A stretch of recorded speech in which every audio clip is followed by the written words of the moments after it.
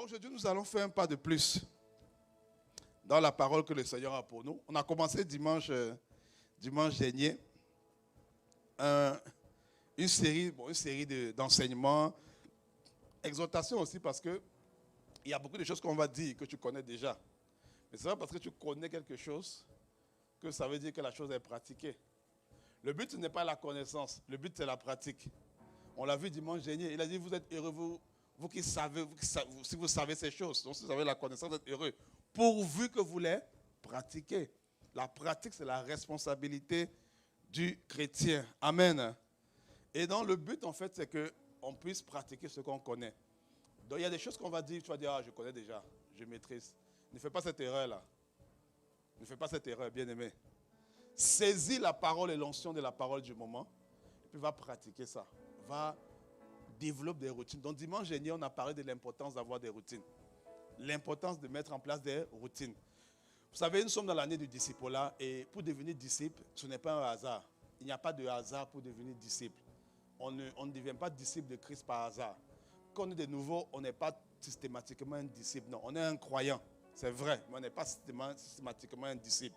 On peut suivre Jésus sans être un disciple. Dans les gens qui suivaient Jésus, il y avait la foule, il y avait les disciples. Donc on peut suivre Jésus, on peut même l'admirer, on peut l'apprécier. On peut même avoir des témoignages de Jésus. Ça ne veut pas dire qu'on est disciple de Jésus. Le centenier romain n'était pas un disciple de Jésus, mais il a expérimenté une guérison extraordinaire. Amen. Pourtant, il n'était pas disciple de Jésus. Il faisait partie du groupe des disciples. La femme atteinte de la perte de sang, elle a expérimenté une libération, une guérison extraordinaire. Mais elle n'était pas nécessairement disciple de Jésus. Amen. Être disciple de Jésus, c'est un protocole à suivre. Ce sont des étapes à suivre.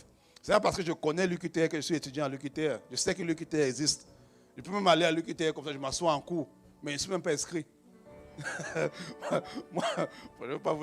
moi, j'ai connu des gars qui faisaient ça. Ils blaguaient les parents. Franchement, les parents on les a envoyés étudier. Et voilà, ils ont payé des frais de scolarité et tout. Ils avaient été exclus du programme à cause des mauvaises notes. Et puis les gars avaient créé un réseau pour trafiquer les bulletins. Et ils trafiquaient, même les gens de l'ingénieur, les gars fabriquaient ça. Donc, ça dit, ils envoyaient aux parents les bulletins, les faux bulletins. Et puis les parents étaient là, ils étaient contents. Ah, mon fils, ma fille. Mais pourtant, le bulletin était faux. Le bulletin était faux. Juste parce qu'ils ne voulaient pas qu'on coupe les vivres. Vous voyez? Donc, ce n'est pas parce que je viens à l'église, ce n'est pas parce que j'écoute. Non. Être disciple, c'est quelque chose que je fais de manière intentionnelle. Il ne sert à rien d'aller à l'UQT, assister au cours, à l'université ou au cégep, assister au cours, mais tu n'es pas inscrit. On dit, mais tu n'as rien cours. Lui, je suis le cours, mais tu n'es pas inscrit au programme.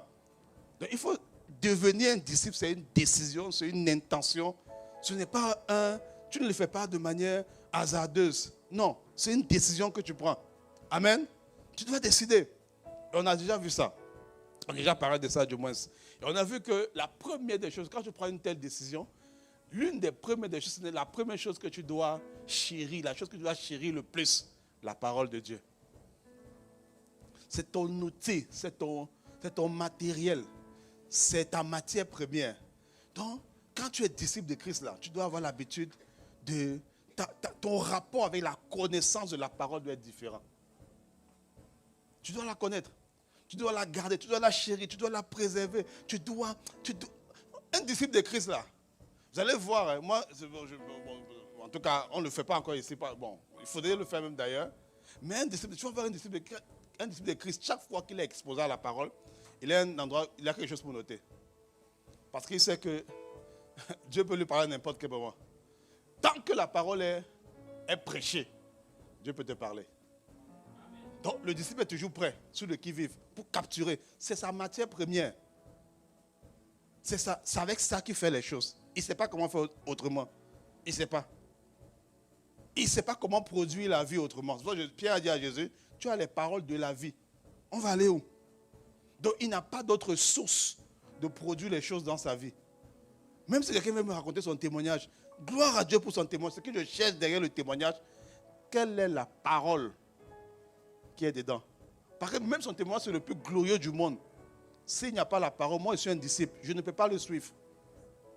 Même s'il était visité puissamment, gloire à Dieu, je ne peux pas le suivre parce que le disciple suit d'abord la parole. C'est ça qu'il recherche. C'est ça, c'est comme ça. Tu veux me dire, dis-moi tout ce que tu as envie de me dire. Montre-moi tous les dons que tu as. Tu es le plus grand prédicateur, le plus grand prophète, peu importe. Si tu ne me donnes pas la parole, alors tu ne m'aides pas. Tu m'impressionnes, c'est vrai, par le charisme que tu as. Tu m'impressionnes, c'est vrai, par les dons que tu as. Mais si tu ne me donnes pas la parole, alors, bon, tu ne m'aides pas. Tu m'impressionnes, tu peux m'impressionner, c'est vrai. Je serais impressionné. Waouh, quel homme de Dieu. Il dort avec Dieu. Il n'y a pas de problème. Mais si tu ne me donnes pas la parole, tu ne m'aides pas. Parce que moi, je veux être disciple. Je ne veux pas être dans la foule. Je ne veux pas être dans la foule seulement. Les disciples sont dans la foule, ils expérimentent toute la dimension du miraculeux, du surnaturel. Mais ils vont plus loin. On a vu que la matière première des disciples, c'est la connaissance de la parole. Tu dois la connaître, je dois la connaître. On doit faire tout. Quand on dit connaissance, c'est capturer la parole, aller chercher. Vous comprenez? On a vu que la deuxième chose qu'il faut mettre en place après ça, c'est les routines, c'est-à-dire les habitudes. Tu prends maintenant, une fois que tu as capturé ta matière première, qu'est-ce que tu fais? Une fois que tu as pris la parole, qu'est-ce que tu fais? Tu mets des habitudes. Tu mets en place une discipline. Tu mets en place un ensemble d'habitudes répétitives qui vont faire que la parole ne va plus rester à l'état où tu l'as pris ou à l'état où tu l'as reçu. Tu comprends? Parce que quelle que soit la grâce de celui qui te parle, ce que tu la reçois toujours comme une semence. C'est ce que la parabole du semeur dit. Un semeur sorti pour semer. Donc, quelle que soit la grâce de celui qui te parle, tout ce que j'ai dit ce matin, c'est une semence. Tu la reçois comme une semence. Maintenant, la semence va changer de forme. C'est-à-dire qu'elle va devenir une plante qui va enfanter un fruit. Si et seulement si tu décides de faire un parcours avec elle. Si et seulement si tu décides de faire en sorte que la parole, tu rentres dans une discipline avec elle. Ce qu'on appelle communément une consécration. Ce qu'on appelle souvent vie de prière, vie de consécration et tout. Moi, je préfère utiliser le mot routine. Il faut le faire systématiquement. Amen. C'est bon? Bon, maintenant, pourquoi il faut le faire? Je vais d'abord faire un préambule. Aujourd'hui, on va parler de la routine, une routine du disciple. La présence de Dieu. La routine de la présence de Dieu. Le disciple a développé la routine de la présence de Dieu. C'est l'une des routines les plus cruciales que le disciple doit développer. C'est plus crucial. Parce que tous ceux qui ont suivi Jésus, tu sais ce que les disciples ont fait en premier lieu? Ils étaient avec lui tous les jours. Tous les disciples de Jésus étaient dans sa présence tous les jours. Pendant 3 ans et demi, tous les jours. Donc ils avaient la routine de la présence. Donc ils étaient avec Jésus tous les jours. À un moment donné, les gens m'ont dit, mais pourquoi vous ne jeûnez pas? Jésus a dit, le jour que je ne serai plus là, ils vont jeûner. Enfin, en d'autres termes, il y a des jeûnes qu'on fait juste pour la présence de Dieu. Pas pour demander. Ce n'est pas quand tu es bloqué pour dire, ah, la situation est terrible, je dois jeûner. Non. Juste, je veux la présence. Le disciple avait l'habitude d'être avec Jésus tous les jours. Tous les jours. Et c'est une routine. C'est une routine. Rester avec Jésus tous les jours. Pas seulement à l'église ou pendant le temps, non. Tous les jours. Tous les jours. Pourquoi il faut faire ça? Parce qu'en fait, bon, je vais sauter parce que le problème que les gars ils m'ont eu. Vous comprenez? Au moment qu'ils m'ont eu, je suis resté parler du préambule et c'est pas arrivé là où je voulais arriver. Tu vois, mais j'ai appris j'ai tiré les leçons. Vous comprenez? Donc je vais aller un peu plus vite et je vais aller dans le cœur de mon message. Amen. Donc ici, il faut comprendre que lorsque je suis né de nouveau, il y a un être nouveau qui est venu en moi. Tu comprends? C'est-à-dire qu'il y a un être nouveau qui a été établi en moi, qui est venu habiter. En fait, je suis devenu une nouvelle créature. C'est important de comprendre ça. Hein?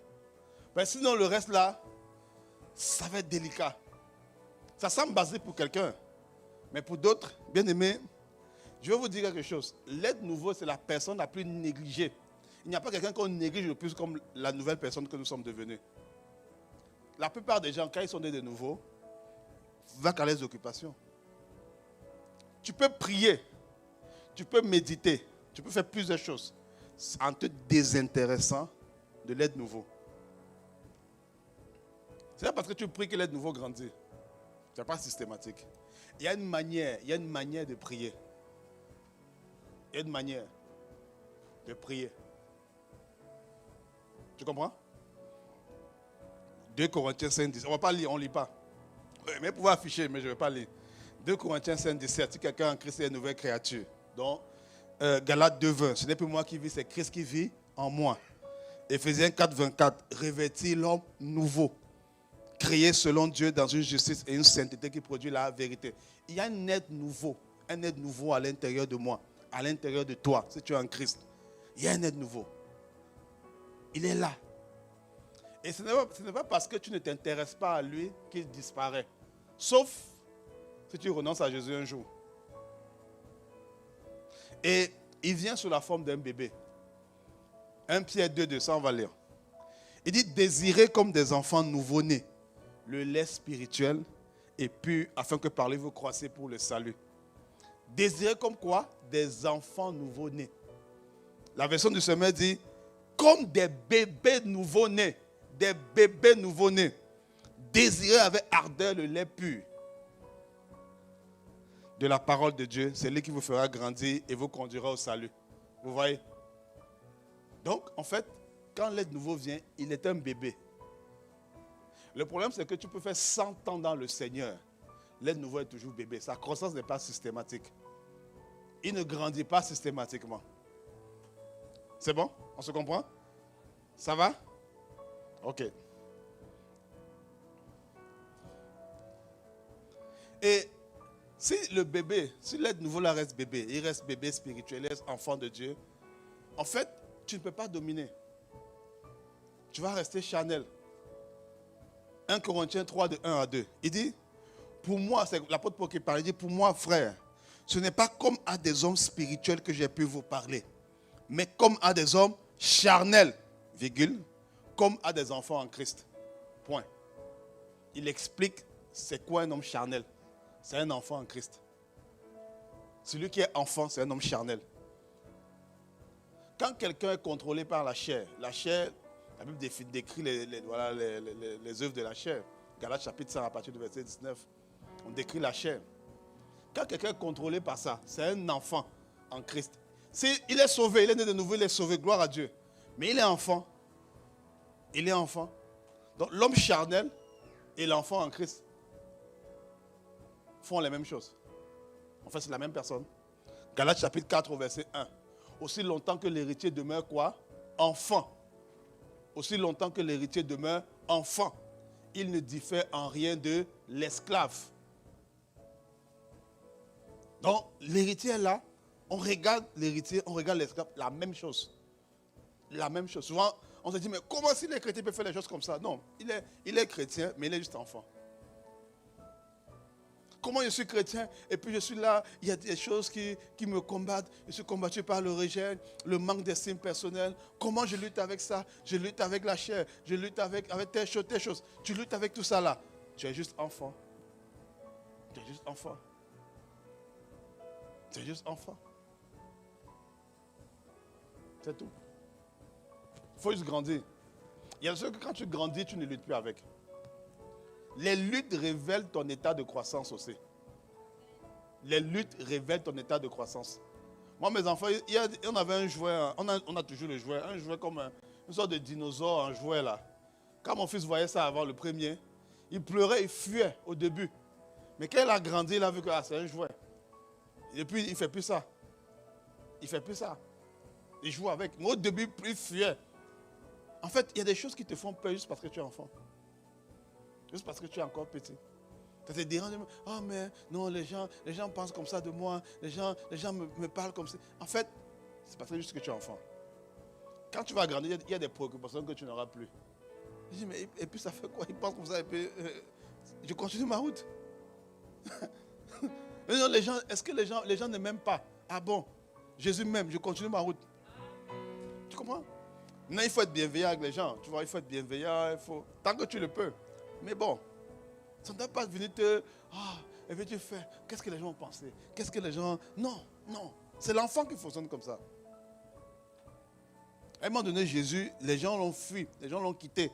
Et puis il s'est tourné vers les disciples, il dit, mais vous aussi, vous restez, vous ne partez pas. C'est là où Pierre lui a dit, tu as les paroles de la vie, à qui irions-nous? Donc il a dit quelque chose, ça a énervé les gens sont partis.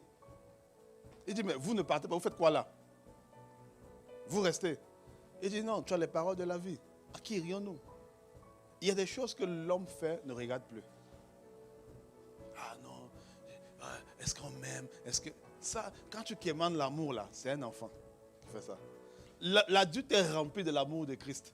Donc ce qui fait que l'amour qu'un homme ne lui donne pas. Il dit bon, écoute, c'est comme si tu voulais comparer le milliard et puis un. Imaginez le milliard et puis un. J'ai le milliard, mais c'est insignifiant. Tu vois? C'est ça. Maintenant, pour qu'il arrive à l'âge adulte, il faut être capable, il faut mettre en place des routines, comme on a dit, et une discipline pour amener la parole à demeurer à l'intérieur. Regardez Hébreux 5, 14. Hébreux 5, 14, version du semeur. Version du semeur. C'est l'apôtre Paul qui parle, Hébreux 5, 14, version du semeur. La Bible dit, la nourriture solide est pour les adultes, pour ceux qui, par une pratique constante, ont exercé leur sens à distinguer le bien du mal. Il dit ici deux choses. Pratique constante. Une pratique comment? Les routines. Il dit pour ceux qui parlent, il définit c'est quoi un adulte en fait. Il dit la nourriture solide c'est pour les adultes, virgule. Il explique c'est quoi un adulte. Il dit pour ceux qui, par une pratique constante, ont exercé leur sens à distinguer ce qui est bien ou mal. L'adulte pratique les choses de manière constante. L'une des caractéristiques de l'enfant et de l'adulte, c'est que l'enfant ne tient pas dans le temps. L'adulte tient. Il tient. Quand tu n'es pas capable de maintenir ta consécration pendant le temps, c'est parce que tu es encore enfant.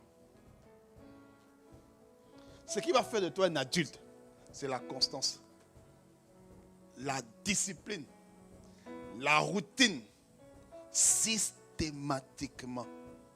Systématiquement. C'est ça qui fait la différence. Le problème, c'est que les gens souvent attendent quand le malheur arrive, quand la tentation arrive, pour chercher à avoir la routine. Non, tu dois l'avoir à l'avance. Ça doit être un style de vie. Ta culture, c'est ça.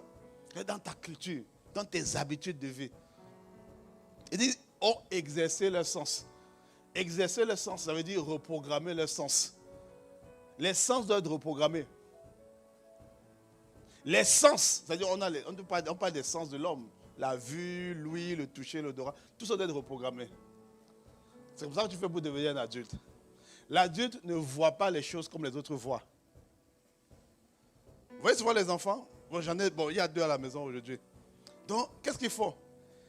Quand l'autre prend un jouet, l'autre prend quelque chose, lui il voit comme si en fait, quand l'autre vient jouer par exemple avec moi, lui il se sent rejeté parce qu'il voit l'autre jouer avec moi. Donc il vient, moi aussi. Donc sa perception est bizarre. C'est un enfant. Bon, bizarre. Sa perception, c'est la personne d'un enfant. Donc il a un côté possessif. Vous comprenez? Il a un côté possessif. Et l'enfant, tu vas voir, il a une perception d'enfant. Si tu donnes à un, tu donnes à l'autre. Quand son frère a, il dit, je veux aussi, moi aussi. C'est comme ça que l'enfant est. Tu vois ton frère qui est béni. Il dit, mais pourquoi aussi moi il n'est pas? Pourquoi c'est seulement lui? Juste si tu ne le dis pas, dans ton cœur, tu penses. Beaucoup pensent comme ça.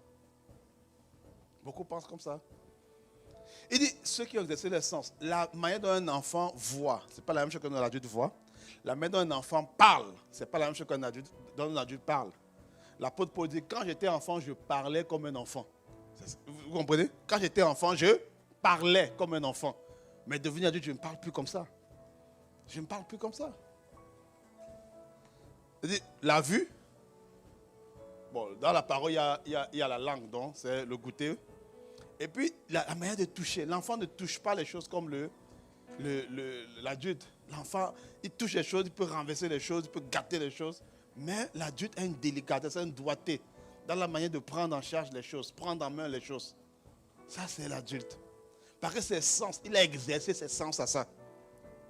On ne devient pas adulte par hasard. Ce n'est pas systématique. Il faut pratiquer les choses de manière constante. Il faut exercer ses sens. 1 Jean 2. On va regarder directement la version parole vivante. 1 Jean 2, 14. Version parole vivante. Il dit, je vous ai écrit, jeunes chrétiens, parce que quoi? Vous êtes forts. 2 points. Il explique c'est quoi, ça veut dire quoi être fort. Il explique ça veut dire quoi être fort. La parole de Dieu demeure en vous et ainsi, dans la conséquence, vous avez vaincu le diable. Voilà les gens qui sont forts. Voilà les gens qui ne sont plus enfants. La parole demeure en eux et ils arrivent à vaincre le diable. Il n'a pas dit ici, vous connaissez la parole. Tu peux connaître la parole sans que la parole ne demeure en toi. Connaître la parole, c'est avoir l'information.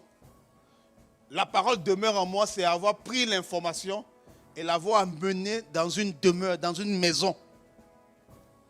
Ce n'est pas la même chose. Je peux connaître la parole, mais la parole ne demeure pas en moi.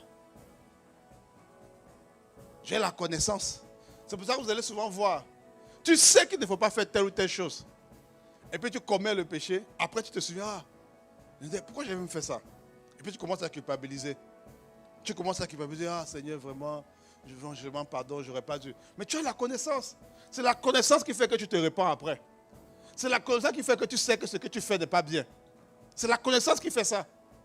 La connaissance te permet de savoir, c'est la connaissance qui te permet de savoir ça. Le bien et le mal. Donc tu sais ce qui est bien, tu sais ce qui est mal. Mais pour que tu puisses vaincre, pour arriver à vaincre le diable, il faut que la parole habite dans une maison, dans une demeure. Mais ça, c'est la responsabilité du disciple. Prendre la parole et l'amener dans une demeure. Je disais au premier que la parole n'est pas supposée rester dans la Bible. La Bible n'est pas la demeure de la parole, c'est faux. La Bible que vous voyez là, les Écritures de la Bible, là, ce n'est pas la demeure de la parole. La demeure de la parole, c'est à l'intérieur de l'homme. C'est sa vraie demeure. La parole n'a pas été faite pour rester dans les notes. Oui, il faut la capturer. Donc il faut la mettre dans les notes. Il faut la mettre dans la Bible.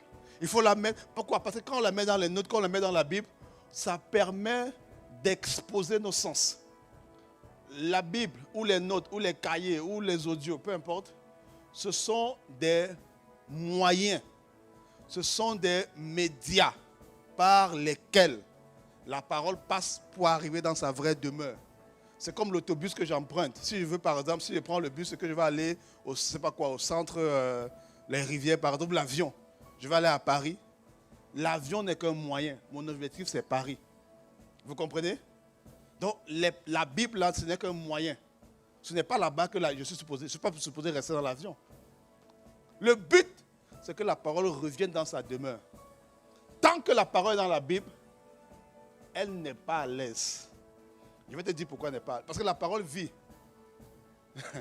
Jésus dit aux disciples, les paroles que je vous ai dites, elles sont esprit et elles peuvent communiquer la vie. Donc, derrière chaque parole de Jésus, il y a un esprit. Derrière chaque parole de Jésus, en fait, il y a la vie. Mais tant que la parole est dans la Bible, tu ne peux pas expérimenter et l'esprit et la vie. Il faut la prendre et la mener en toi. C'est là où maintenant, tu vas voir l'esprit maintenant sortir. Tu vas voir maintenant l'esprit qui est derrière la parole te contrôler. Tu vas voir maintenant ce qu'on appelle la loi de l'esprit de vie. Tu comprends? Il faut la mener en toi. Tant qu'elle n'arrive pas en toi, tu vas la connaître, tu auras la connaissance, mais tu seras limité. La Bible dit ça, oui, tu pourras me répéter, tu pourras enseigner, tu pourras parler aux gens. Mais pour que l'esprit qui est derrière se manifeste, la vie se manifeste, amène-la dans une demeure. Ça se comprend, ça va? Ça marche? Bon. Ok. Aujourd'hui, je parle des choses très spirituelles. Hein. Bon, il faut essayer de trouver les mots. Hein. Voilà, c'est assez simple. Et la Bible, vous savez, souvent, je me suis rendu compte, on lit la parole de Dieu, on croit que c'est une métaphore. Non, il y a beaucoup de choses qui ne sont pas des métaphores.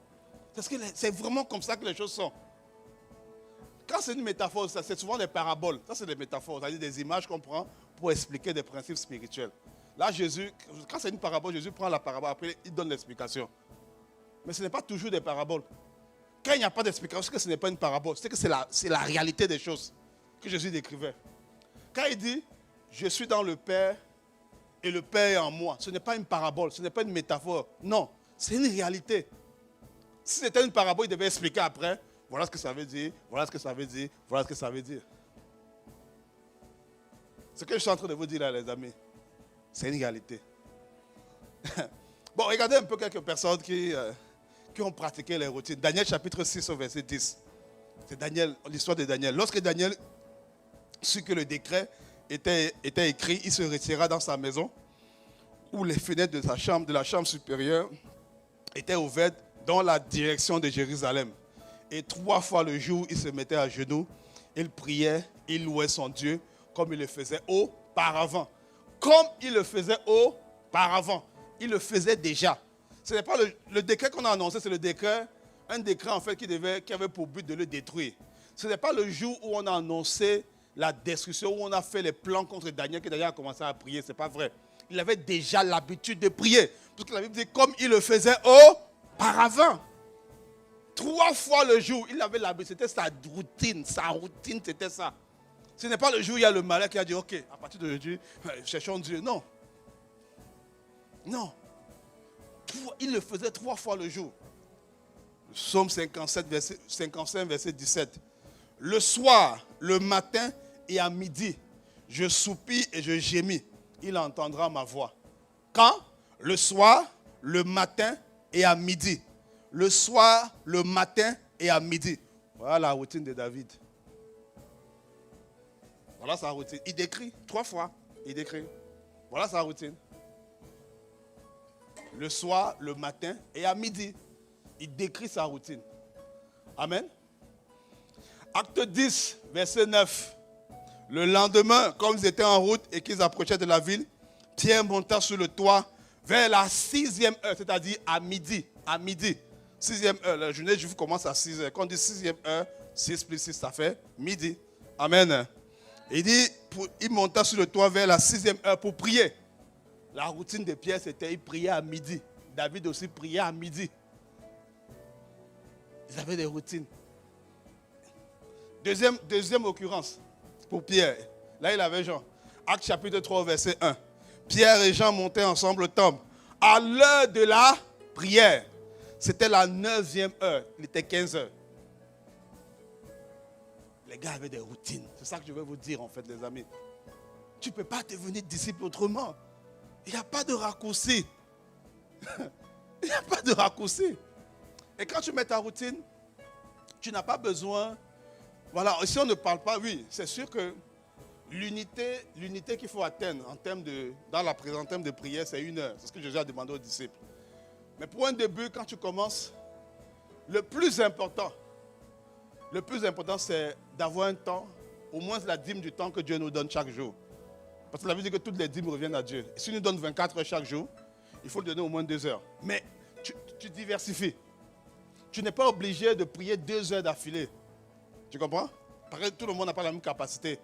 Tu peux en fait organiser ton temps. 15 minutes, 30, 15 minutes, 30, 15 minutes, 30, 15 minutes. Tout ça combiné, ça fait environ 2 heures. Mais organise ta journée. Organise-le à l'avance en fait. Planifie-le. Établis-le. Fais une planification dans ce sens. Il faut avoir des routines. Fais ça. Il faut faire ça. Tu comprends? C'est bon? Voilà, c'est clair. Donc, pour les routines. Maintenant, quand tu fais ça, quand tu mets des routines en place, maintenant, dans les routines là, il faut chercher ce qu'on appelle la présence. Bon, la présence de Dieu, il faut connecter ton homme intérieur à la présence de Dieu. Il faut que ton homme intérieur vive la présence de Dieu. Ce n'est pas un concept. Ce n'est pas parce que... Souvent, les gens croient que la présence, c'est quand le pianiste joue une belle mélodie. Oh, je sens la présence. Non, non, c'est ça, c'est les émotions. Ce n'est pas nécessairement la présence.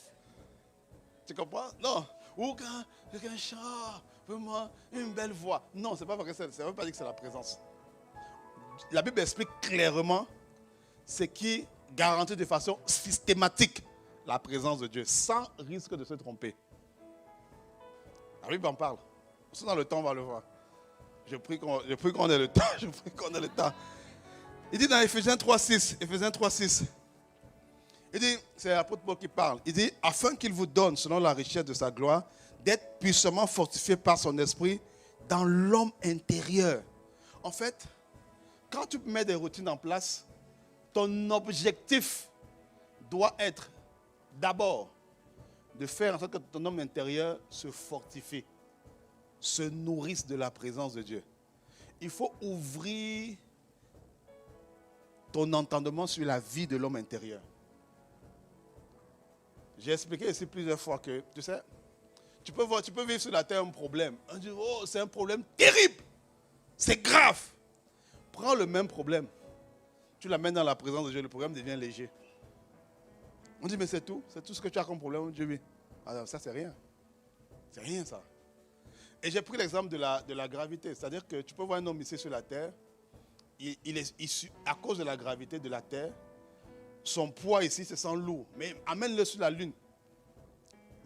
Il a la même masse, mais il devient léger. Juste parce qu'il a changé d'environnement. Donc, quand tu développes la culture de la présence de Dieu, tu ne vas plus vivre les événements comme tout le monde. C'est pourquoi dans le psaume 27, David dit, si une armée se lève contre moi, si une guerre déclarée, je serai malgré tout cela plein d'assurance. En fait, je ne vis pas la guerre. Je ne vis pas la tribulation comme tout le monde. Non, parce que j'ai la culture de la présence. Il dit, je désire une seule chose, demeurer dans la présence. Tu ne vas pas vivre les offenses comme tout le monde quand tu développes la présence de Dieu. On t'a offensé, on t'a insulté, on t'a traité de tous les noms.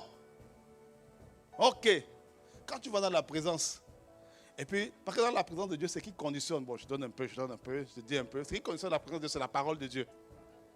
Quand tu regardes la parole, tu dis, ah, on a mal parlé à Jésus, on l'a crucifié injustement, on a fait ci, on a fait ça. Mais il a pardonné. Alors, celui qui m'a mal parlé là, pourquoi je ne le pardonnerai pas? Il ne sait pas ce qu'il fait, il ne sait pas ce qu'il fait. Donc, tu vois que le manque de pardon que tu avais, c'était pour toi, non, je dois me venger. Mais quand tu vas dans la présence, c'est rien. Tu sors de là, tu es tranquille. Tu dis, il n'y a rien, il n'y a rien. On t'annonce une mauvaise nouvelle. On te dit, non, c'est fini. Le cas est grave. La maladie est déjà là. Inquiète-toi, panique, affole-toi. Quand tu vas dans la présence, tu dis, ok, j'ai vu Jésus ressusciter un mort, oui. J'ai vu Jésus faire ci. J'ai vu Jésus faire ça. Tu vois ça et tu sors de là, tu ne vis plus le cas comme tout le monde. Mais le problème, c'est que si tu vas dans ton temps de prière, tu dis, Seigneur, agis, agis. Tu commences à faire ça. Ce n'est pas mauvais. Mais le problème, c'est que tu n'as pas nécessairement expérimenté la présence. Tu as cherché la main de Dieu. Ce que Dieu peut faire. Tu n'as pas cherché qui il est. Quand tu cherches qui il est, tu vis les choses différemment. En fait, tu vis les choses comme si lui, il les vivait. Comme si lui, il les vivait. Il faut que j'arrive là, je dois arriver. Il faut que j'arrive. Regarde, il dit en fait que les victoires ou les défaites, elles se construisent à l'intérieur. C'est à l'intérieur que tu construis ta vie en fait. Parce que tu peux aller devant Dieu pour chercher ce que Dieu peut faire. Si tu cherches ça, en fait, tu n'as pas changé ton attitude vis-à-vis de la montagne. Tu cherches l'agir de Dieu. Mais quand tu cherches la personne de Dieu, en fait, tu vas réagir comme Dieu réagit. Ce qui fait qu'on va t'annoncer, tu vas dire, non, il n'y a rien. Pour que tu puisses dire ça, il faut que tu aies été dans la présence. C'est ça qui t'assure, qui te rassure, qui t'apaise. Qui t'apaise. En fait, à un moment donné, ça va devenir comme quand on va t'annoncer quand tu vas entendre qu'il y a quelque chose, si une armée se lève, un problème, une situation difficile, c'est-à-dire une situation terrible qui est en train de vouloir arriver à ta vie, tu vas courir vite pour aller dans la présence de Dieu. Pourquoi? Parce que souvent tu vas être comme intéressé, mais Dieu va gérer ça comment? Je veux voir comment Dieu va gérer ça. Je veux voir comment Dieu ça. Et puis tu es dans la présence, tu mets une mélodie, tu dis, mon âme soupire, mon âme cherche. Et puis à un moment donné, Dieu va te dire comment lui gère ça. Tu sais ça là, c'est rien pour moi. Et là tu sors de là. On dit, oh, on va voir ce qu'il va dire. Je dis, non, ça, voilà ce que la Bible dit. Tu ne dis plus juste la parole, elle habite en toi. Tu demeures dans ça. Tu restes dans ça. Comme tu restes dans ça là, elle devient, en fait, elle se forme sur toi. Ta vie, ton visage même, prend la forme de la parole. Bon, on va arriver dessus. Ce ne sont pas des images que je dis, hein. Ce n'est pas des images, ce n'est pas une métaphore, c'est une réalité. On va venir dessus. Proverbe 4, 23. Veille sur ton cœur plus que toute autre chose, car il est la source même de la vie. Version semeur. Veille sur ton cœur plus que toute autre chose, car il est la source même de la vie. En fait, pour que, lorsque tu veux rechercher la présence de Dieu, en fait, si tu veux, la partie, si je peux dire ça, de ton être, en fait, la personne qui doit chercher la présence de Dieu, c'est l'homme intérieur. Tu comprends?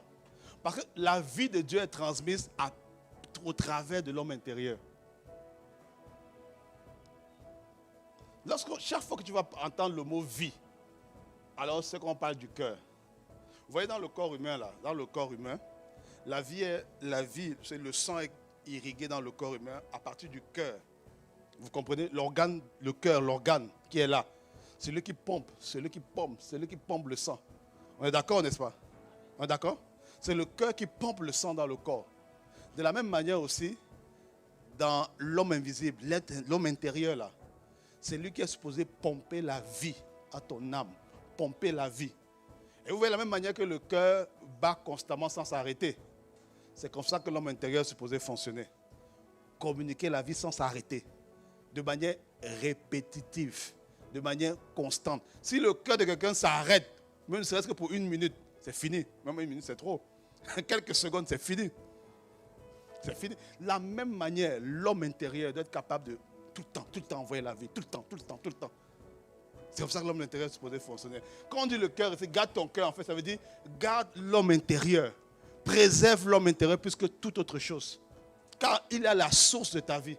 Lorsqu'on parle de la loi de l'esprit de vie, la source de la vie, c'est quoi? C'est le cœur. Vous comprenez? La source de la vie, c'est ce que le proverbe dit. Donc, en fait, quand on dit la loi de l'esprit de vie, son origine commence à l'intérieur. C'est l'homme intérieur qui est supposé, en fait, manifester cette loi-là. Le corps ne peut pas manifester ça. Parce que tu sais, quand tu es de nouveau, et on l'a lu tantôt pendant la Sainte Seine, je crois, Romains chapitre 7, en fait, l'apôtre Paul dit, il y a le péché en moi.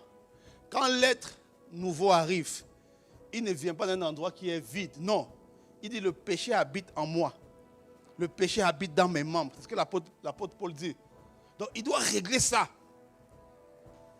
Donc, ça veut dire en fait qu'il dit, le péché est en moi. L'homme nouveau arrive, il doit régler le problème du péché qui est dans l'homme. Sinon, la vie de l'homme n'est pas transformée.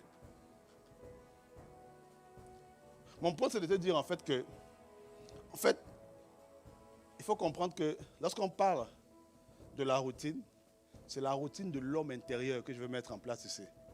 Tu mets une discipline, mais ton objectif, c'est de pousser l'homme intérieur à grandir, à être la source de la vie, à produire la vie, à délivrer la vie, à envoyer la vie dans ton âme. Tu comprends? À régler tout ce qu'il faut régler à l'intérieur. C'est ça l'objectif des routines. Ce n'est pas d'avoir, puis donne-moi le mariage, donne-moi ci. Ce n'est pas mauvais ces choses. Ça va venir.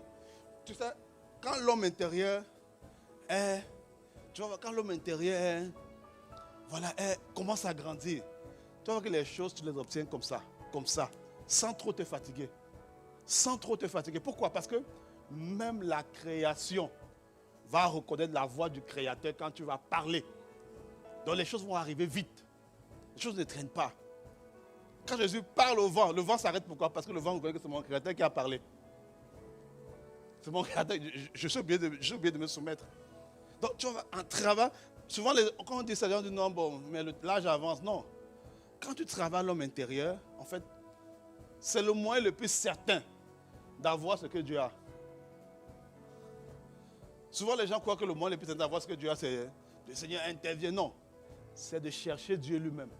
Tu es certain d'avoir tout ce que Dieu a. La dernière fois, je vous ai parlé de la parabole de l'enfant prodigue. Qu'est-ce que le père a dit à son enfant? Vous pouvez afficher le passage. Il dit, tu es avec moi tous les jours.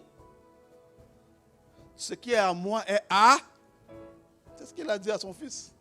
Donc, vu que tu es dans ma présence tout le temps, tu prends juste, tu n'as pas besoin de me demander.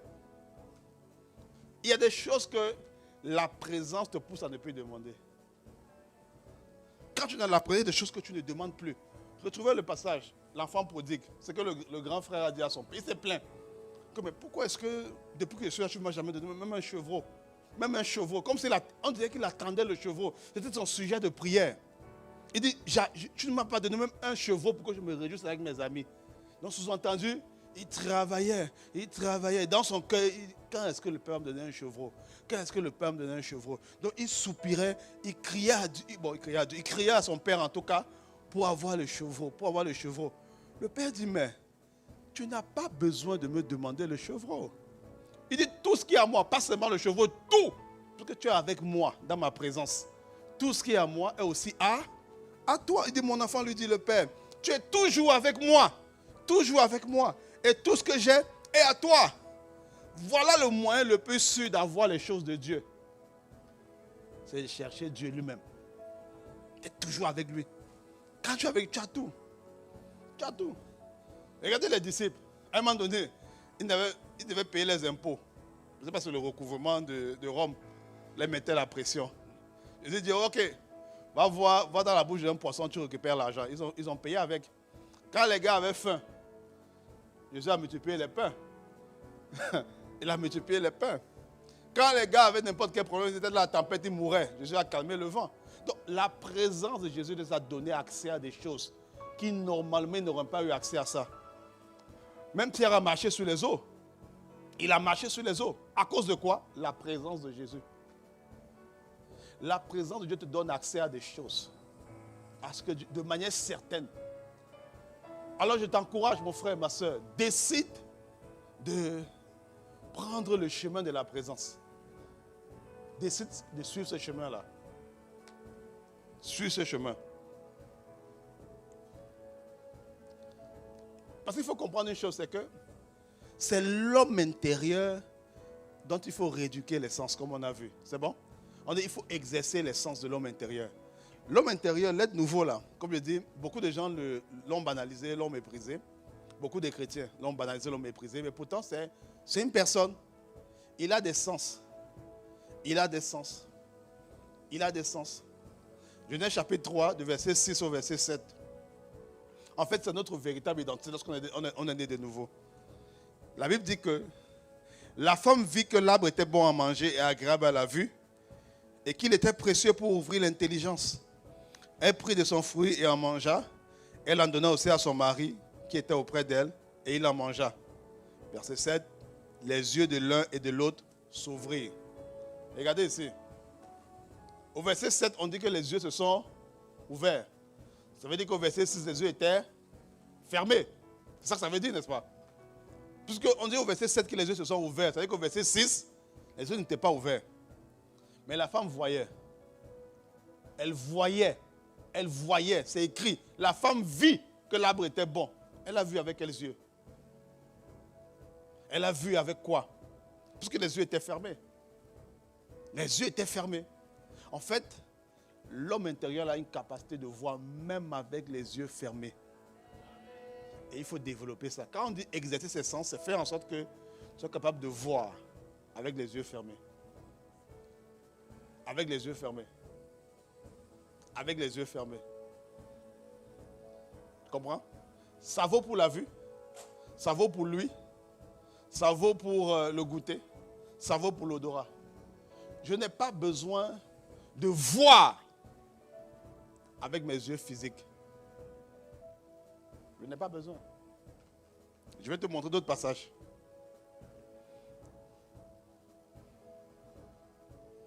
Exode 14, 13.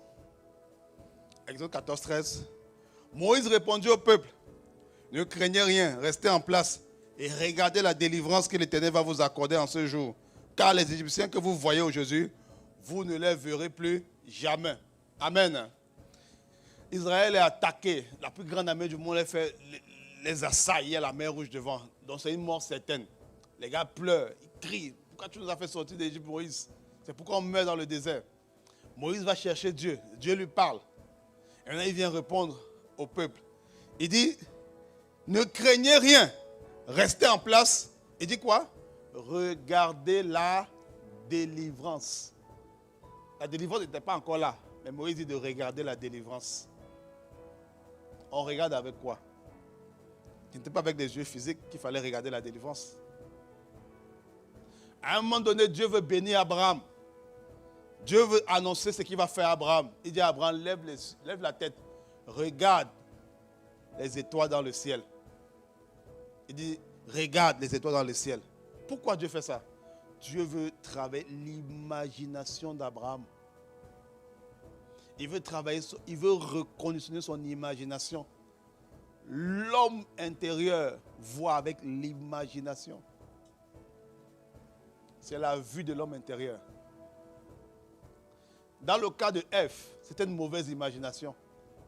Parce qu'elle a dit, la Bible dit, Genèse 3,6, elle vit que l'arbre était bon à manger et pressé pour donner de l'intelligence. C'est une imagination qui se basait sur une fausse information, c'est-à-dire ce que le diable a communiqué. Donc, c'est pour ça qu'il faut au départ la semence. Il faut que la parole maintenant affecte ton imagination. Ton imaginaire, ta capacité à avoir les yeux fermés. Quand tu viens prier ici, quand tu veux même ici ou n'importe où, quand tu vas dans la présence de Dieu, quand tu as un temps, quand tu mets une routine pour aller dans la présence de Dieu, tu dois comprendre une chose. À partir de la parole, tu dois affecter ton imagination. Mettez le passage qu'on a mis au premier culte, la version King James, qui parle des forteresses. La version King James n'utilise pas le mot forteresse.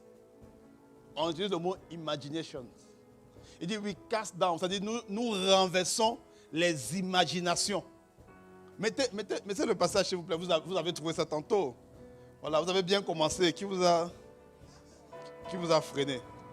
Voilà, il dit 2 Corinthiens 10:5. Casting down imagination and every high thing. High things, c'est les hauteurs. Vous voyez, c'est les hauteurs. Il dit les imaginations, c'est ce qu'on appelle les raisonnements. En français, c'est traduit par raisonnement. Nous renversons les raisonnements. Vous voyez? L'imagination va enfanter une manière de penser. Une façon de raisonner. La femme atteinte de la perte de sang. Qui lui a dit que... Quel est le verset qui lui a dit que dans le vêtement de Jésus, il y a la puissance? Il y a la délivrance. Il n'y a aucun verset qui dit ça. C'est son imagination. La preuve, beaucoup de personnes touchaient le vêtement de Jésus. Ce n'était pas la seule. Et les autres personnes n'étaient pas touchées. Pourquoi? Parce que les gens ont même dit, mais quand elle a touché le vêtement, Jésus a dit, une force m'a quitté. C'est ce que Jésus a dit. Une force m'a... Pour afficher le passage au fur et à mesure que je parle. Une force m'a quitté. C'est ce que Jésus a dit. Et puis les gens sont étonnés pour dire, mais comment tu peux dire que quelqu'un t'a touché et qu'une force t'a quitté alors que tout le monde te touche? Tout le monde est en train de te toucher. En fait, tout le monde le touchait physiquement, c'est vrai. Mais la femme avait une imagination qui est venue de la connaissance de Jésus, que les autres n'avaient pas. C'est pourquoi la force a été libérée. Quand tu vas dans la présence de Dieu et que tu laisses l'homme intérieur s'appuyer sur les Écritures et enfanter des images, il y a une puissance qui est libérée. Je te dis, il dit, quand elle disait en elle-même, qui lui a dit ça? Ce n'est pas un verset. Si je puis seulement toucher son vêtement, je serai guéri. La suite. Jésus se retenait et dit en la voyant, prends courage ma fille, ta foi t'a guéri. Et cette femme fut guérie à l'elle-même. Non, remettez le passage avant. Là où il dit, peut-être c'est une autre version, là où il dit, qui m'a touché? Là où il dit, qui m'a touché? Cherchez, oh là là. Donc, vous voyez, en fait, tu vas voir que le centenier romain, vient plaide sa cause. Dès que vous l'avez pour la femme, vous mettez, vous affichez, s'il vous plaît. Vous affichez. Le centenier romain vient voir Jésus, il plaide sa cause. Il dit, mon serviteur souffre. Jésus dit, ok, je vais aller le guérir. C'est ce que Jésus a dit, je vais aller le soigner. Mais le centenier dit non. Il décrit maintenant son imagination. L'image qu'il a de Jésus. Il dit, moi qui suis soumis à des serviteurs. J'ai des serviteurs, j'ai des supérieurs qui sont sur moi. Et puis j'ai des serviteurs qui sont sous mes ordres. J'ai dit à l'un va et il va, à l'autre vient et il vient. Toi Jésus, dis seulement un mot, mon serviteur sera guéri. En fait, il avait une image de Jésus basée sur la connaissance de l'autorité qu'il avait avec ses soldats romains. Donc, il a dit, si moi j'ai une telle autorité, c'est que Jésus a forcément une autorité plus grande. Il n'a pas besoin d'aller chez moi. Il dit juste une parole, mon serviteur sera guéri. Et vous savez quoi? Jésus a honoré ça. Et Jésus a même dit, je n'ai jamais vu une grande foi. Une telle foi en Israël. Il dit, même en Israël, je n'ai jamais vu. Le centenier répondit, je ne suis pas digne que tu entres chez moi. Mais, dis seulement où mon serviteur sera guéri. Après, il explique. Il explique l'image. Il explique l'image. Il explique l'image. La suite, verset 9. Car, il dit pourquoi il dit ça. Il dit pourquoi il dit ça. Moi qui suis soumis à des supérieurs, j'ai des soldats sous mes ordres. Et j'ai dit à l'un va et il va. À l'autre viens et il vient. Et à mon serviteur fais cela et il le fait. La suite. Après l'avoir entendu, Jésus fut dans l'étonnement. Tu veux créer l'étonnement de Jésus? La contemplation, l'imagination.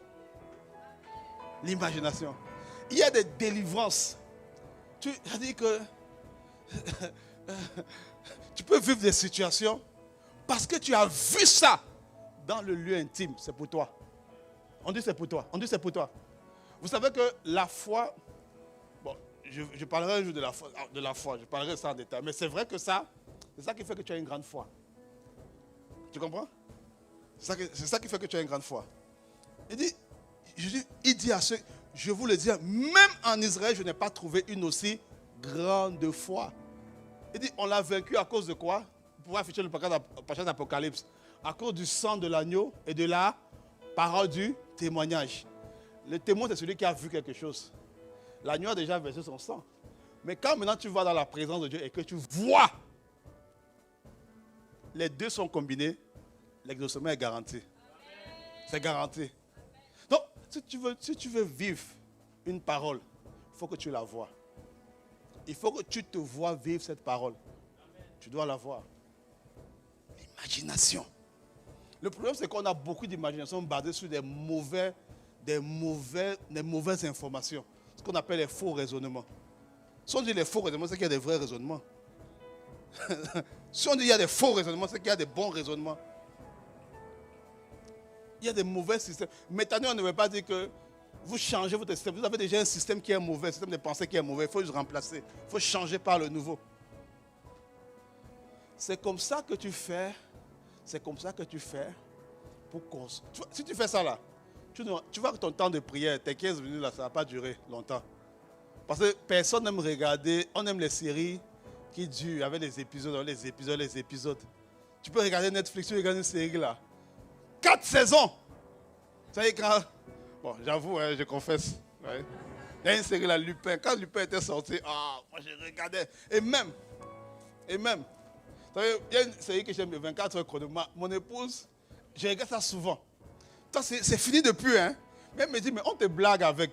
On te blague. Elle dit, je sais. Et tu as déjà vu ça? Il dit, je sais. Mais ça crée en moi quelque chose.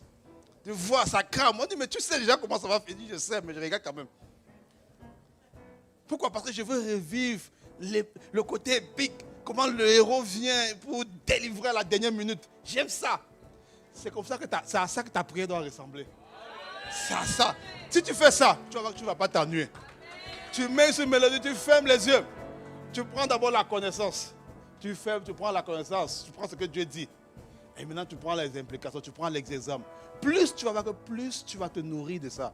Ça va créer des images. Et puis tu mets une mélodie et puis tu chantes. Et tu sais quoi? Les héros, ce n'est plus Jack Bauer. C'est maintenant toi le héros. C'est maintenant toi le héros. Ce n'est plus Jack Bauer. Ce n'est plus un agent de la CIA. C'est toi. C'est-à-dire que tu as avec ça, avec la présence de Dieu, tu as la capacité de transformer ce que tu vis en autre chose. Regardez Ésaïe 53. Ésaïe 53 décrit comment Jésus a vécu à la croix. L'image que Jésus avait. Parce que Ésaïe 53 a été écrit avant la croix. Pour ceux qui ne savaient pas. Ésaïe 53 décrit la croix avant la croix. C'est l'image que Jésus voyait. Il dit homme de douleur, habitué à la souffrance. Semblable à ceux qui n'attirent pas les regards. Il dit nous l'avons dédaigné. Nous l'avons dédaigné. Et nous n'avons fait aucun cas de lui. Donc il dit méprisé et abandonné des hommes, homme de douleur habitué à la souffrance, semblable à celui dont on détourne le visage. Nous l'avons dédaigné. Nous n'avons fait de lui aucun cas. Regardez la suite. Cependant, ce sont nos souffrances qu'il a portées. C'est de notre douleur qu'il s'est chargé. Et nous l'avons considéré comme puni, frappé de Dieu et humilié. La suite. Mais il était blessé pour nos péchés. brisé pour nos iniquités. Le châtiment qui nous donne la paix est tombé sur lui. C'est l'image. On est en train de donner l'image ici. Les évangiles te décrivent ce qui s'est passé physiquement. Ésaïe 50 te donne l'image en arrière. Quelle est l'image de ce qui se passait? C'est pourquoi Jésus était serein pendant tout le parcours jusqu'à la croix. La seule fois où Jésus s'est plaint, c'est quand le Père, la présence l'a quitté. Sinon, avant, vous n'allez voir aucun passage. Jésus s'est plaint. Jamais. La seule fois, il a dit, Père, pourquoi m'as-tu abandonné? C'est la présence qu'il avait quittée. Tant qu'il avait la présence, il pouvait vivre n'importe quoi. N'importe quoi sur la terre. Pour lui, il avait un autre film. Il y avait un autre film. Il y avait un autre film qui se jouait. C'était un autre film. Donc tu peux être là, tu subis des gens, disent, mais ça fait 50 ans, tu cherches l'emploi, tu n'as rien. 50 ans que tu attends. Quand même, c'est grave. Tu dis non, c'est pas grave. Je suis en train de montrer comment est-ce qu'on peut attendre pendant 50 ans. Mon histoire sera racontée. Mon histoire, tu vis un autre film. Tu vis un autre film. On dit, mais tu es là. Depuis que tu es en Christ, et le diable vient t'envoyer les paroles de culpabilité.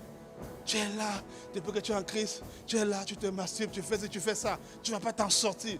Vous avez parlé de l'histoire de mon mentor, Franck, avec qui on était. Comment on luttait. Je me souviens de l'échange que j'avais eu avec lui. Il me dit, non mon gars, on ne peut pas s'en sortir de là. Il est parti dans une église et le pasteur avait eu des trucs. Voilà, il y avait eu un scandale, ça l'a découragé.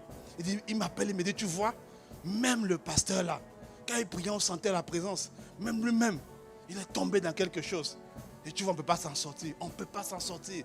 C'est fini. C'est ce qu'il me disait. C'est ce qu'il me disait. C'est ce qu'il me disait. Et puis, en fait, j'ai commencé à entrer dans sa danse. Je me dis, c'est vrai, on ne peut pas s'en sortir, c'est vrai. Et puis un jour, Dieu me dit, non. C'est pas possible. La parole est claire. La parole, c'est pas, tu ne conjugues pas Dieu par rapport à ce que tu vis. Non, par rapport à ce qui est écrit. Et je lui ai dit que lui, il ne venait plus à l'église à cause de ça. Je lui ai dit non. Dieu m'a dit, il m'a donné une image, voilà que je vous partage. Il dit, en fait, quand quelqu'un est malade, il va aller où si c'est dans l'hôpital? Il y a quelle plateforme, quelle structure sur la terre qui peut soigner des malades si c'est dans l'hôpital? C'est la même chose pour le pécheur. Le pécheur doit venir à l'église. La place du pécheur, il faut qu'il vienne à l'église. Parce que c'est le seul endroit qui peut le changer. Et je suis allé lui dire ça. Je lui ai dit, mon gars, je comprends ce que tu me dis, c'est vrai. Mais je n'ai pas d'autre endroit où partir. Je vais aller où? Je dis, il reste sur moi, ça sera pire. Je dois seulement aller à l'église. Parce que c'est là-bas qu'on peut prendre soin de moi. C'est là-bas qu'un jour une parole peut... Je ne sais pas, il y a forcément quelque chose que je ne comprends pas. Mais c'est comme... En fait, tu as besoin des images. Tu as besoin des images. Les images vont recréer, reconditionner ton âme, refaçonner. Ça, c'est ce que la présence fait. C'est ce que la présence fait. Quand il dit si une armée se lève contre moi, il faut vraiment voir l'image là. C'est une image qui décrit. Ce n'est pas juste, oh, il a fait une bonne tenue de phrase. Non. Il voit vraiment, si une armée se lève, tu dois voir l'armée se lever contre toi. Et si une armée se lève contre moi, c'est une guerre déclarée contre moi. Si on dit, je vais te tuer, comme une fois ça arrivait dans un cas de délivrance. La personne dit, ce soir vous allez tous mourir. Et puis il nous menace. La panique. Puis quand tu prends la parole, tu dis, mais non, tu n'as pas avoir peur, tu n'as pas avoir peur. Non, tu n'as pas avoir peur. Tu te fortifies. Et puis tu vois l'image de Psaume 27 que David a dit. Si une armée se lève, c'est une guerre déclarée. Je ne serai malgré cela plein d'assurance. Je ne panique pas. Je ne panique pas. Je ne panique pas. Je suis plein d'assurance. Il dit, si une armée campe contre moi, si mon cœur n'aura aucune crainte, si une guerre se lève contre moi, je serai malgré cela plein de confiance. Je demande une seule chose. Il dit, je demande une seule chose. Je demande une seule chose que je désire ardemment. Habiter tous les jours dans la maison. C'est la présence. C'est ce que la présence fait. La présence te donne de vivre les choses sur la terre comme un extraterrestre. En fait, tu es un extraterrestre. Tu vis les choses, tu n'es plus sur la terre. Tu es dans les lieux célestes. Tu n'es plus sur la terre, tu es dans les lieux célestes. Tu es vraiment un extraterrestre. On dit, mais comment tu fais ça? Comment tu es un inconscient? Oui, je suis conscient de Dieu. Je suis conscient de Dieu. Je suis un inconscient de la terre. Oui, mais je suis un conscient de Dieu. Tu vois, la présence te fait voir les choses différemment. Fais-en une routine. Je te garantis, fais-en une routine. Fais-en une routine. m'avez piégé. Voilà. J'ai pas... Bon, je vais aller vite. Je vais donner quelques points et puis on va s'arrêter. Parce que les jeunes me mettent les jeunes me mettent. Ils disent, tous les dimanches, on commence à t'arrêter à cause de toi. Ouais, bon. Bon, je dois faire vite. Hein. Ouais. Non, c'est vrai. On te dit non, continue. Ouais. Ah, vraiment. Regardez. Éphésiens 2:6. Éphésiens 2:6. La Bible dit, il nous a ressuscités ensemble et nous a fait asseoir ensemble dans les lieux célestes. Où? En Jésus-Christ. En Jésus-Christ. Quand tu es en Jésus-Christ, tu es dans un endroit qu'on appelle les lieux célestes. Quand je parle d'extraterrestres, ce n'est pas juste pour amuser la galerie, c'est un principe, c'est écrit. Je suis dans les lieux célestes. Donc tu me vois là. Je suis assis avec Jésus dans les lieux célestes. Oui, je dois vivre les choses selon cette perspective-là. Selon la perspective des lieux célestes. La Bible dit que nous sommes dans le monde, mais nous ne sommes pas du monde. Je suis ici, mais je suis hors du monde en même temps. Tu dois vivre les choses comme ça. On dit non, tu as échoué une fois, tu as échoué 2 fois, tu as échoué 3 fois. Qu'est-ce que pour la 4e fois ça va marcher? Jésus. C'est lui qui peut que sa 4e fois ça va marcher. Tu continues. Tu dis, je ne peux pas échouer. Je vais continuer parce que la victoire est rattachée à mon identité. Tu continues. Tu persévères. La présence va te faire vivre. Tu vas devenir un...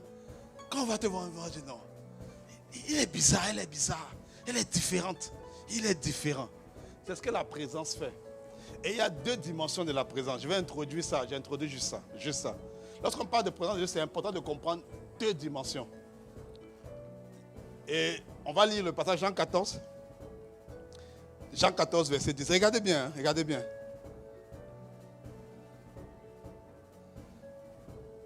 Oui, mettez de 8 à 10. On va aller directement là-bas. On va aller directement de 8 à 10. Il dit, c'est les disciples de Jésus. Jésus parle. C'est l'un des derniers discours que Jésus a les disciples. C'est l'un des derniers discours qu'il avait les disciples. Et juste avant, c'est là où il avait dévoilé Judas, juste avant. Mais bon, à partir du chapitre 13.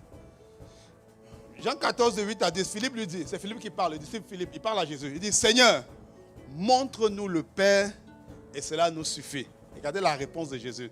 Ce n'est pas une parabole. Ce n'est pas une parabole. Jésus lui dit, il y a longtemps que je suis avec vous et tu ne m'as pas connu. Philippe, celui qui m'a vu a vu le Père. Comment dis-tu, montre-nous le Père? Il dit quoi? Celui qui m'a vu a vu le Père. Ce n'est pas une parabole. En fait, il est en train de dire, je suis l'image du Père. N'oubliez pas, dans Genèse chapitre 1, verset 2, Dieu a créé l'homme selon son image. L'homme a perdu l'image. Pour restaurer, Jésus dit en fait que je suis l'image. L'image qu'on a perdue là, c'est moi ici. C'est ce que Jésus dit. Il dit que celui qui m'a vu, il a vu le Père. Il n'a pas besoin d'avoir une autre image. C'est moi. Je suis pleinement l'image du Père. C'est ce que Jésus est en train de dire. Maintenant au verset 10, il explique comment il a fait. Comment c'est possible qu'il soit l'image. Regardez. Et il explique au verset 10. Ne crois-tu pas que je suis dans le Père et que le Père est en moi? Voilà les 2 facettes de la présence de Dieu. Être en Christ et Christ en moi. La présence de Dieu se voit, se concrétise, du moins doit s'expérimenter de ces 2 façons-là. C'est une introduction, hein. Je ne peux pas aller dans les détails. Voilà. Les jeunes sont là, ils mettent la pression, vous voyez. Je ne peux pas aller dans les détails. J'introduis juste pour te dire en fait que quand tu vas développer la routine de la présence, tu vas restaurer l'image de Dieu en toi. C'est comme ça que tu restaures l'image de Dieu.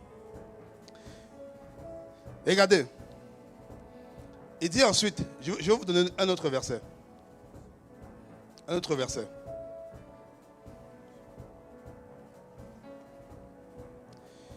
Ça c'est maintenant l'apôtre Paul. C'est Jésus qui a parlé aux disciples. Maintenant l'apôtre Paul va parler aux disciples. Il va parler aux chrétiens. Voilà. Il va parler aux chrétiens. Il va parler de la dimension de moi en Christ et de Christ en moi. Vous voyez, je suis obligé de courir. Oh là là. On a déjà lu 2 Corinthiens 5:17, n'est-ce pas? Si quelqu'un est en Christ, c'est-à-dire à l'intérieur du Christ, il est une nouvelle créature. Mais regardez maintenant, je peux être en Christ, mais il y a des dimensions où Christ vit en moi. Galates 2, Galates 2:20. Ce n'est plus moi qui vis, c'est quoi? C'est Christ qui vit en moi. Il y a une dimension où je suis en Christ. C'est-à-dire je suis dans un environnement où je suis à l'intérieur de Christ. Et une dimension où je suis, c'est Christ maintenant qui vit en moi. C'est les deux facettes de la présence de Dieu. Chaque facette a sa fonctionnalité, a sa raison d'être. Chaque facette a son objectif. Chaque facette a sa particularité. Mais ces deux combinés-là font ce qu'on appelle la présence. Tu dois avoir les deux. Tu dois avoir la routine dans les deux. Tu comprends? Est-ce que tu me suis? Reste avec moi, reste avec moi. Il dit, Colossiens 1:27, Dieu a voulu faire connaître quelle est la glorieuse richesse de ce mystère parmi les païens, à savoir Christ en vous, l'espérance de la gloire. Jean 17:21, je te demande qu'ils soient un, qu'ils soient tous un. Comme toi, Père, tu es en moi, et comme je suis en toi, qu'ils soient eux aussi en nous. Il y a deux facettes dans la présence de Dieu. Moi, quand je prie, je suis dans la présence de Dieu. C'est-à-dire, je suis en Christ. Mais quand je fais les œuvres, Jésus dit aux disciples, croyez à cause des œuvres que je fais. Il dit, c'est le Père qui est en moi qui fait les œuvres. Quand j'impose, ma main, comme je disais vendredi, ma main n'est pas une main. Quand j'impose les mains à quelqu'un, ma main n'est pas une main. Je n'utilise pas seulement ça pour imposer les mains, je mange avec ça. Vous voyez? Donc si tu viens, j'ai la checker, je vais manger avec mes mains. Voilà. Tu comprends? Mais c'est vrai que quand je suis en train d'imposer les mains, qu'est-ce qui fait la différence? C'est la dimension de Christ en moi qui sort jusque dans mes membres pour toucher la vie de la personne. On se comprend? Donc, ce n'est pas la main qui fait quelque chose. Ce n'est pas la main. Ce n'est pas ma main. Il n'y a pas une main magique, non. C'est Christ en moi. Je vous donne un dernier passage et puis on va prier. On va prier. Jean 14, 23 à 24. Je vous ai dit tout à l'heure quelle est la façon de savoir de manière systématique, comment on fait de manière systématique pour que la présence de Dieu soit là. Jean 14, 23 à 24. Jésus lui répondit, si quelqu'un m'aime, il fera quoi? Il gardera ma parole. Stop. Il veut dire qu'il va faire en sorte que ma parole reste dans une demeure. C'est ça que ça veut dire en fait. Ce n'est pas qu'il va connaître ma parole, non, ce n'est pas ce que ça veut dire, non. Il va mettre ma parole dans une demeure, dans un habitat, dans son habitat naturel. C'est ce qu'il est en train de dire. Il va faire en sorte que la parole va entrer à l'intérieur de lui et il va voir des images. C'est ça qu'il dit. C'est ça pour Jésus, aimer. L'aimer, c'est faire ça. L'aimer, c'est faire ça. C'est apprendre la parole, amener à l'intérieur et puis voir, proclamer, annoncer, voir, proclamer. C'est quand tu fais ça, il dit tu es en train de garder la parole. Il dit mon Père l'aimera et nous viendrons à lui. Et qu'est-ce qui va se passer? Nous ferons notre demeure. Nous allons établir, Dieu le Père, Dieu le Fils va établir la demeure dans la vie de la personne. C'est ça qui garantit la présence. C'est ça qui garantit la présence. C'est le fait que la parole demeure en toi. Ce n'est pas l'onction qui fait la présence. Ce n'est pas l'onction. Le pasteur Mohamed donnait un enseignement puissant, vraiment récemment là, où il parlait de l'onction comme étant le cachet. Je peux te signer une lettre, je mets mon cachet dessus. Tu prends la lettre, tu fais valoir acquis de droit, mais je ne suis pas avec toi. Mais tu as mon cachet, tu opères avec mon cachet, mais je ne suis pas avec toi. La présence est différente de l'onction. Je peux opérer des choses, mais ça ne veut pas dire que je suis dans la présence. Non, ce n'est pas vrai. Ce n'est pas vrai. Ce qui garantit la présence de Dieu, c'est ça.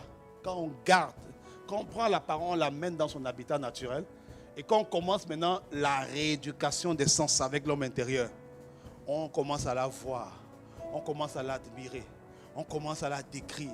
Que la parole, ça doit enfanter des films. Le film de ta destinée, il est dans la semence de la parole. C'est à toi de le jouer. Personne ne le jouera à ta place. Personne ne le jouera à ta place. Jésus a fait sa part à la croix, le sang de l'agneau.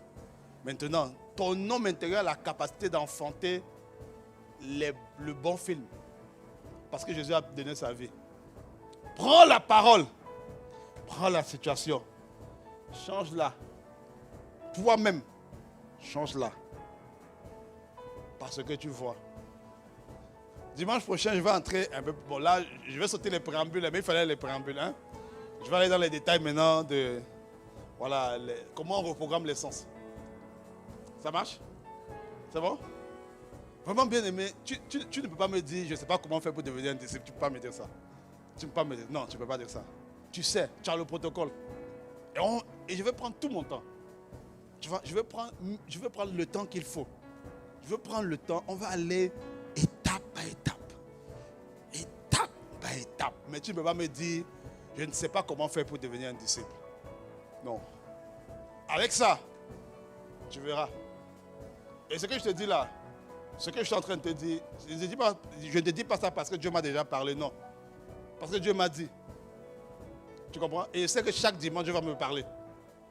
Ce que je te dis aujourd'hui, je ne savais pas ça dimanche passé. Et ce que je vais te dire pour moi dimanche prochain, je n'ai pas encore écrit. Je ne sais pas. Mais je sais une chose. Ce que Dieu veut faire. Parce que je l'ai vu. Je l'ai vu. Je l'ai vu. J'ai vu ça. J'ai vu. Et Dieu m'a montré. Il m'a dit, en fait, il faut que l'église devienne comme une université. Où il y a des programmes. Quelqu'un qui vient à l'université, peu importe sa race, peu importe sa face, peu importe son histoire, il suit le programme, il sort de là, il est prêt à opérer. Il est prêt à opérer. Il est comme on veut qu'il soit. C'est l'image que Dieu m'a montrée. Il dit, quand tu vas à l'UQTR là, quelqu'un qui a fait, l'employeur, pourquoi il te fait confiance? Pourquoi il te donne ton salaire à 6 chiffres et pas que des 0 et des 1? Pourquoi il fait ça? C'est parce que il regarde ton cursus. Il fait confiance à la matrice, à l'environnement, à la plateforme qui a été mise en place. Il est convaincu que si tu es passé au travers d'une telle plateforme, tu donneras le résultat qu'il faut. Il est convaincu de ça. Et il faut faire comme ça à l'église.